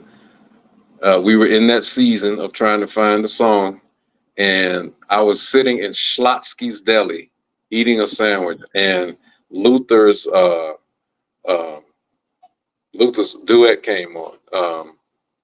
I wanna love it, and make me a believer, right? Yes. And so I said, man, that could be make me a believer. We wouldn't even have to change the title, And I just wrote a new Hmm. lyric to it. I wrote a Christian lyric to it, a Yeah. gospel lyric to it. And Yeah. Kirk ate it up. He was like, "Oh yeah." He said, "Maybe we can get somebody to sing this with you." I was like, "Yeah, Layla." Yeah. He was like, Okay, let's see, right? And it worked All right. out. So, Yeah, yeah, yeah, she's great anyway, man. She's great. So, yeah, and then chapter 4 was the yeah. Beatles. Let them in. Okay. Oh, let him Uh, in. Yes, yes, yes, yes, Somebody knocking at the door. yes, Somebody. yes. Oh yeah, that's another favorite. Yeah, yeah, yeah. Yeah. Yes. But so he has lovingly assigned me the ownership of the idea for the song that I want to use on any particular record. I ain't Yeah. telling y'all what I've chosen for chapter 5, but it's coming. Okay. Okay. And But at least lets people know that it's coming. It's coming. So that's yeah, cool. I don't know when, but it's coming. Yeah. Yeah. But I'm excited about keeping that series going as long as we can because it's important, man. It came along in his life when his record label had dropped him. You know, Mm. people do get dropped from labels, and so they dropped him, and he found himself for the first time in a very, very long time without a record deal, but still with a family to support. Mhm. So he turned to his wife and said, "Well, I don't know what we're gonna do." And she said, "Well, why don't you just do whatever you wanted to do?" Well, no, she said, "Why don't you do what you've always wanted to do, but weren't allowed because you own a label?" And that struck him. I mean, it's like she slapped him with that. And Yes. that's when he said, "You know what? I've always wanted to do a gospel record because that's who I am and that's what I'm about." And so Yeah. that came out of freedom. That record Yeah. came out, chapter 1 came out of the freedom that he had now, since he Yeah. didn't have the constraints of a record deal. Yeah. And now I believe, and I don't know this to be the truth, but I think it is a negotiated part of any record deal that he signs from this point on. He must be allowed to do that outside of the record contract. Now, I don't know that, but I think that's what's up. He said Yeah. nobody can, in other words, nobody can stop him from Yeah. doing that now. Yeah. Yeah. So he's built a cottage industry just off that series of records alone. And I think Mhm. that's brilliant. Yeah. Yeah. Yeah, man. I think I agree. And I think, it speaks to a lot of people, even myself, like I followed Kurt as well, from his first record, The Promise, and reading liner notes, which now we don't get as much. But Kids are for like, what? me, What kind of note? yeah. But it spoke to me because he would put stuff in there to kind of let you know what he was about. Yeah. So by the time you all got to the gospel chord and the jazz, um, yeah, I mean, it was for me, it spoke to me, and I know others that we had similar things as far as the direction of how we wanted to go, and this is what we wanted to stand for, and how we wanted to speak to people through our music. So I've been able to tell him, of course, but yeah, he was definitely one of the ones early on that before I met him, I never thought I would get to know him and work with him, but that I was even looking at the liner notes and kind of like, oh man, there's somebody that's doing it this way, Yeah. you know. Right. So I yeah, I'm very thankful now that both of you all are good friends, but yeah, I think that yeah, the library that you all have done, like you said, it's huge. But even just talking about the gospel chord and the jazz is just such a important, I think, Hmm. uh, thing for our world, really. Yeah. So I know people will be looking forward to the next one as well. Hmm. Yeah, Yeah. And yeah. I got a chance to do a duet with not only Layla, but Kim Burrell. The moment Ah, I yes, prayed. Was that yes. chapter 1? I think that was chapter. Okay, I'm trying to remember. It I may have don't been know if it's chapter 2. chapter. Yeah, I It may don't have know been if it's chapter chapter. 2, but I just know that it Okay, was recorded last for the record. okay, okay. And man, Kim Burrell and I just, yeah, man, it was just so much fun in the studio. And it's so much fun, in fact, that she sings some ridiculous riff, and you can hear me laugh in the background. I just go, I just actually laugh out loud into the microphone because I was caught up. I was like, that is insane what she just did. But Yeah. yeah, go check that out, everybody if you haven't heard The Moment I Prayed, under Kirk Whalum's banner, but it's me and Kim Burrell. Go check that out. Yeah, yeah, Yeah, you'll I enjoy it. agree. Why we've been talking about a lot of music, so I was like, anything that you hadn't, yeah, if you hadn't heard it or forgot about it, you need to go back and Hmm. refresh your memory and find. I'm telling you, I'm I going back totally agree. today I'm going back today and listen to It Ain't Worth It. I'm serious. I haven't heard that song in 15, at least Yeah. 15 years. Well, just know it should make your heart feel good. You got some stuff out there, man, and it speaks to people. Because I know from the other side, you put music out. I never take that for granted. Anybody's got something to say, speaks to me. Yeah, yeah, Well, if they're telling me that something I done has spoke to them, I don't take that. But yep. I want you to know that, yeah, all your stuff. You just know whatever you're doing. You got one sold already before you even, you can just put that in the win column. But Yeah, I appreciate you. I wanted to also say that I know you mentioned a little bit about me, and like I said, the purpose is not to talk about me, but I do want to say, since we've worked together a lot, and how my family feels about you, I wanted to also at least say these things to you. One, Hope and I has written a jazz opera called Promise of the Heart, a jazz soul chamber opera. And you are one of the lead characters in that. Literally, you were right in at the beginning. We were literally almost finished and kind of putting the last touches on it, but called you, started talking to you about it. By video, we're playing the stuff, having you sing it, but we literally um, we kind of decided you were the first one I think that we talked to, and we had multiple male characters. So we were able to kind of go back and forth and kind of really choose which one was going to be best fit for you. We right on with like Kevin, if he's willing, he's got to be in it. But you're so versatile, we were like, well, it could be this character, it could be this character. So then we talked to you, and then you gave us some feedback about, I think this is, what's gonna work. And then we completed after that once we knew where you were gonna be, and then completed that. But it's been such a I say that to say let people know just how much you meant to us and what your ability, how much we respect it and what it means to us, that we really, had you in there from the very beginning. After our conversation with you and figuring out where you were gonna be, then we Right, went because and at look for first, the other people. you were saying we hear you doing jazz, doing the character that's named Jazz, and then I was like, Correct. yeah, but I think his lead might be leaning more towards Kevin. Yeah. I was like, Yes. and so Yes. we settled on lead. But man, let me tell you something, man. You and your wife wrote an amazing piece. It is just it. Oh, we've done it what 2 or 3 times in Dallas, Yeah. and 3 times. 3 times, and it has been a pleasure to be a part of this because, like I said, whenever he calls me, before he can get the question out, I'm already saying yes. So I knew that I was going to do whatever it was he was about to ask me to do, and so once we settled on the character that I would be portraying, it was just about familiarizing myself with the sheet music and with the movement of the and with the story direction of the piece. What is the story talking about, and what is my importance and input? What should I do here, there?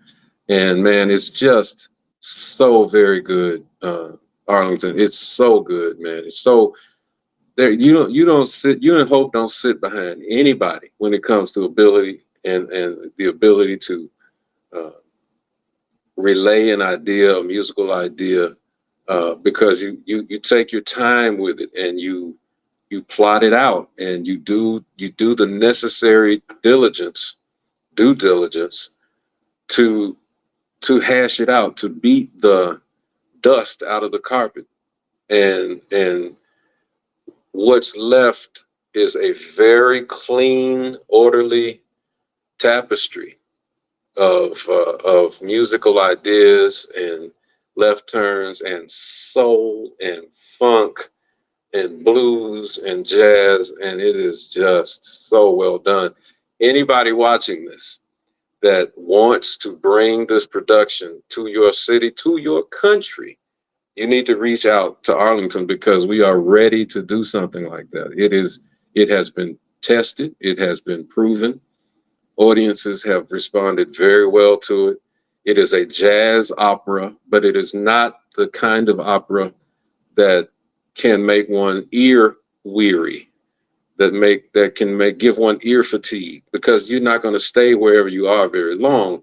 Sonically, it's going to change very shortly, but it's going to keep driving ahead, keep moving forward in a locomotive fashion. So if there's anybody out there who has the interest, I don't care where you live uh, on the planet, reach out to Arlington and Hope Jones and put in your bid, because it could happen. You just don't know. You don't. It was, what does it say? You have not because you ask not. Excellent. Yeah. Correct. That's it. Correct. That's Correct. it. Yeah. Well, yeah, we were just so excited. Like I said, I wanted people to know that you were in mind, really from the very beginning, but we also were happy and worked out that, one, you did agree, and then we were able to have you a part of it. And I'll just say this without giving anything away on it. Also, there was room, and that was important to us, with jazz being a part of it, then there's some improvisation parts of it where there's solos and different things like that. So if you've seen it before, you come see it again, it It might ain't be a gonna be the little same. different. Right. But there's moments for Kevin to be Kevin.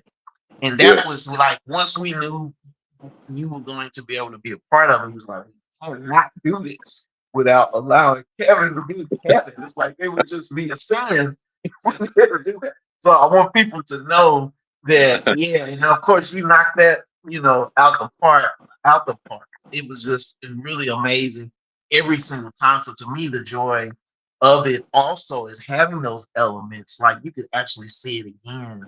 And just like any other, if you were going to like a jazz concert where it's improvisation, but with our with the jazz opera Promise of the Heart, that yeah, even with the solo section that you have, that you would get a different experience almost every Yeah. time.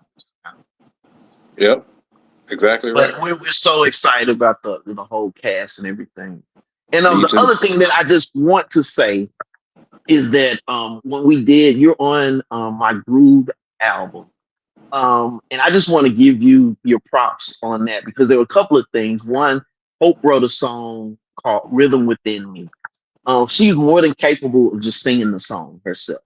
But when we talked about it, she's like, I really think let Kevin sing this. And yeah, you came, we recorded that here in our studio, here in the house. And Yep. man, you knocked that out. But to me, it's folks as much because when you have, being a wonderful vocalist, that when you make a selection, like you mentioned, vocals, you say I gotta have songs, I gotta have songs. That means a lot. And then when they come and bring what they bring, and it makes it just perfect. You were that same person to us. It's just so amazing. And then I was gonna say there were two things that you did on the title track, Room, which I think summarizes everything we've kind of talked about today.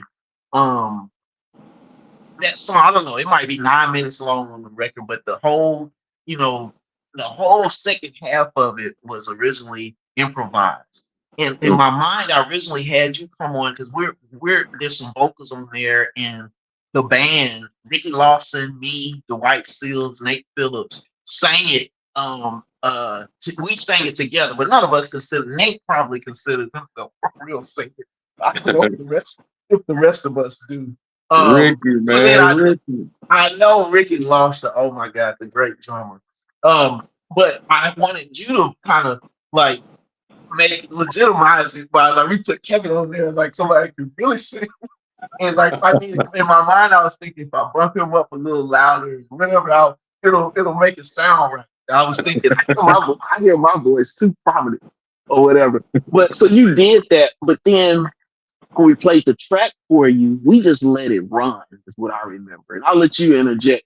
But you fell in like an instrument with the whole rest of the song that we improvised and everything. There was one moment where you did something and it almost scared me because I thought somebody else was in the room with you because you went into the characters and you change your voice. It scared me. And Hope is looking. She's just like making sure just keep it rolling. But she, I Right. think, Lou was just like, we're not gonna be able to replace it. But it was like you just added something that I don't even know if I could imagine. Um, that was like the final piece, but it was as if we had the song had so much stuff on it. We didn't really need a sax solo or a trumpet solo or anything like that. But you were able to find as if we had that on there and fit right in there in the mood. We just let it roll, and whatever you did, it's all on there. Everything you said, everything you said, it was for me. It just became. I just loved it. It was like it was the final piece to me of the song, but Oh you man, kind of you marked never it. I told me just this. thought, yeah, it was amazing. It's amazing. Wow, thank you. So I'm for glad, me, man. for me, I wouldn't. That's why the entire song is on there. Like the music stops, and you might even hear your headphones come off of your head and lay down. Like it was such important to us to just that whole moment leave it all. But I think it's just really, really, really amazing. Well, in You know? environments that like yours and what you and Hope provide, in environments like that, freedom is just premium. And whenever I feel that freedom, I take advantage of it. It's like, man, why not? Yeah, It's yeah, Hope, it's yeah, Arlington. It's why not try it? Because they get me, yeah, and they won't fuss at me if I do something out of left field, because left field is where they saw me in the first place. yeah, And so, yeah, so I'm grateful, man, that anything that I can add to anybody's art enhances it, because you can just as easily mess it up.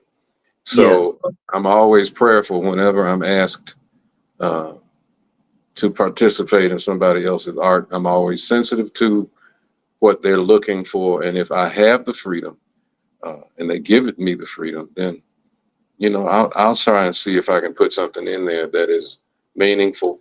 And I just did something with a fella, Eric Willis, Mm-hmm. and I'm looking forward to hearing uh, Okay. what he, I mean, we gave him what he asked for, but you want to make sure that the artist, the songwriter, is pleased, and so far he's been very complimentary, and yeah, so I'm happy whenever I can add to somebody's art and they are like, yes, appreciate that. That's what it was lacking, or that's what it needed, because man, you don't Yeah. want to hear, yeah, you weren't right for this, man. We'll try again on some other piece. You know what I mean? I get that, but Right. Right. hey, yeah, when you don't get it, it's better. Yeah, but the courage to just go for it, I think is great. And you just heard, so that's why I said it's like an instrument because you reacted to what we were playing, Mm. but you heard it in such a way. You told a story, like I said, you storytelling, but even in this improvisation, you made it visual, as well as audible, at least in my mind, which I think was really great. So I'm excited to hear Eric and I are good friends as well. We toured. We're in the original Dallas band of with Wayman Tisdale. I'm looking forward to Yeah, hearing, yeah, yeah. what you did with Reach him. out to him and tell him to send you the file. Let me hear that Yeah, file you yeah. got over there, dog. You don't think I know Right, about that, right, do you? right. And then one more thing I just want to say about that, and then we can move on. I have this song on the Groove record. It's called Angel's Lullaby. On my previous record I had, well, on one of the other records I had, it was called See the Angels Work. I followed that up with Angel's Lullaby. And I just asked you to do this vocally, just these oohs and ahs, but I wanted to make it public and known. And I don't know if I've said this to you before, but this was one of the few times where what I heard in my head, you were able to bring that to life really exactly like what I hear in my head. Because as a composer, you hear things in your head, and as it comes together, it may take life and it may not be exactly what you imagine, but it's great in itself or whatever. You react to what you're actually able to get. But man, what you did on that, and I don't even know if you remember because it was just some oohs and ahs, but man, it was how I heard it in my I, head. And I well, that was like, I he's love that. giving me, Yeah, yeah. So I just wanted people to understand, the level for me of where I know that you are, and just for them to be able to just understand it because you're at that level. So that's a truth, but it's like for people to understand what that really means. I want to give testament Yeah. to that because Thank you, man. It just again harkens back to the connection that neither of us can explain for each other's music. And again, I've always been vocal about it from the first day you sat in for Stoddard with Kirk. I was like, this dude is different. This dude, I'm feeling this dude, not just hearing him. I mean, and because I would always tease you, in between shows or something, I'd be at you like, but eating with us, man. You ain't supposed to be eating with the regular band. I mean, you just here subbing out. Why are you sitting over here? Yeah, and of course, I'm just talking crazy, and everybody's right, laughing, including you. But I just felt this familiarity and comfort with you because of how you emote, Arlington. It's not pretentious. It's God is pulling this stuff out of you. You ain't got no control over it. It's like he puts these notes in your hands and you play these things and these movements and passages and they arrest me. They really do, man. And I'm like, this cat, man, I don't understand what's happening to me because he's playing stuff that just hit me, man. They just and so from the first day, man, I was like, well, I'm gonna make sure I get his phone number because I will be contacting this brother for some musical reason in the very near future. And it just that was 20 years ago. So right. man, I'm one of your biggest fans. I know Hope is probably the biggest fan. But I'm at least in the top 10 after your family. But man, I just revere you. I revere your artistry, your heart. Like I said, you are a man of God committed to uh, thanking him for every gift and proving your love for him through every note you play, Arlington, and every note you write. It just is God worthy, in my opinion. And anytime I can be a part of it, it just moves me closer to heaven. It's really a selfish pursuit, to be honest with you. So I'm just trying to get closer to heaven through you. Yeah, So yeah, man. yeah, I love you, boy. yeah. Yeah, I feel the same. I feel the same about you. Man. I feel the same. So I know I don't want to, as we come to the end, I wanted to, before I ask the final question, I wanted to just give you a chance to say this. You spoke a lot about your family, and I think they can see because as you've gone through, you mentioned a lot of Whalums. I've met Peanuts Whalum. You have Square Marshall.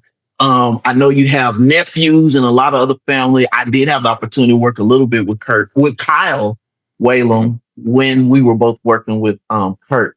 But I just wanted to let people know and not let you go with just showing the legacy of really the Whalums because I think that you all have been. It just keeps rolling. And there's probably a Right. lot of them that I still don't even know. Right.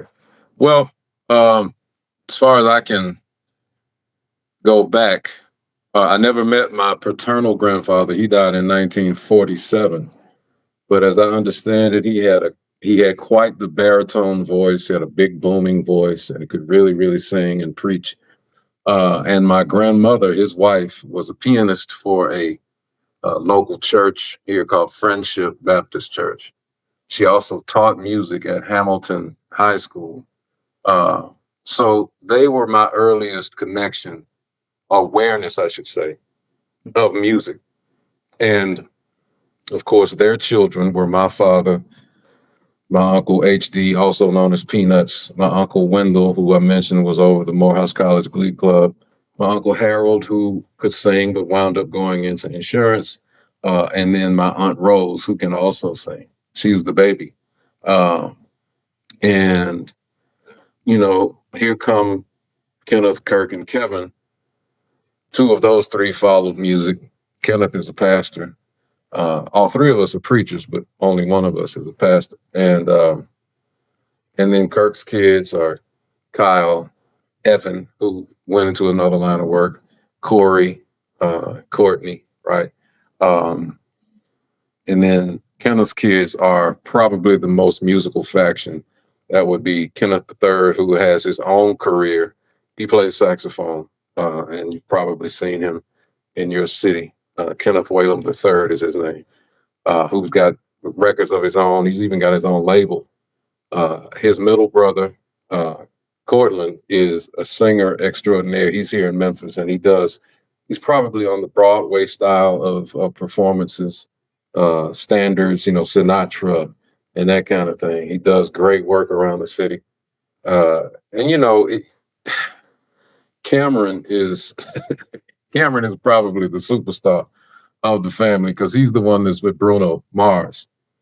He's the tall, brown skinned one that sings and plays trombone and dances and whatnot. So he's got far more followers on Instagram than I think anybody else does, including Kirk. He might be outpacing Kirk because when you got these young fans all over the world, man, and you're traveling with Bruno, boy, you are up there. But he's a talented young brother, man, and so grounded and normal. So yeah, man, Kyle does his thing. He was in the house band as the bassist for the Kelly Clarkson show for several years. And then when she decided she was going to move taping to New York, he decided to stay in LA.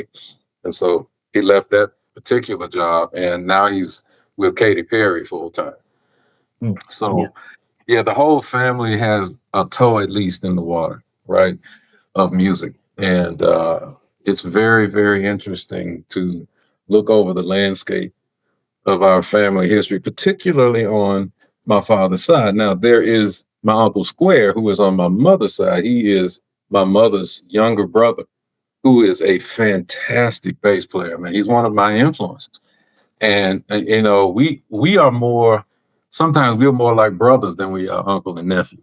And he is just one of my favorite human beings, man. And I talk to him about music and bass lines and basses, and I just love him so much. And he's there in Dallas, and he comes out whenever I'm close. He came to your thing. He came to the Promises of the Heart. And so I'm just enamored of him and his locked in bass lines, because he's just one of them Willie Weeks kind of brothers, just locked in, meat and potatoes, you know what I'm saying? And ain't worried about giving you nothing else but meat and potatoes. I ain't interested in giving you salad. You came in for the meat, potatoes, and gravy, and that's what I'm going to give you. Take it or leave it. And that's what I love about him. But he's retired now from the post office, had a fantastic career in the post office. And so, yeah, man, I'm just pleased to be a part of it, man, and to put my stamp on whatever the Whalum legacy is. One of these days,